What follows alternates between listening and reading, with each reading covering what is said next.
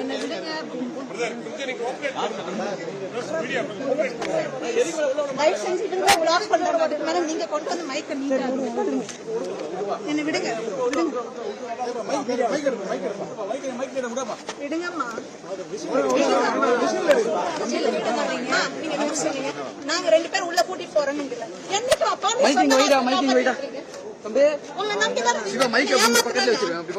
வார்த்தை கொடுத்தீங்கல்ல உள்ள விடுறேன்னு.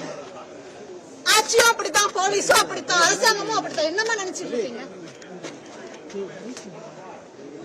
உங்க கையில எதுவும் இல்ல. மேல சொல்றதுதான் நீங்க கேட்டாகணும். உங்களோட பரிதாபமான நிலைமை எனக்கு புரியுது. ஆனா தப்பு இந்த அளவுக்கு அநியாயம் பண்ற அரசாங்கத்தை எதிர்த்து பண்ணாம இருக்கவும் முடியாது.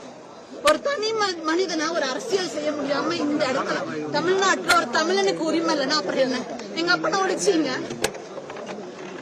அடுத்தது ஒருத்தர் தமிழனா வந்து பேசும்போது திரும்ப அவங்களையும் ஒழிக்கிறதுக்கு 1000 வழி தேடுறீங்களா?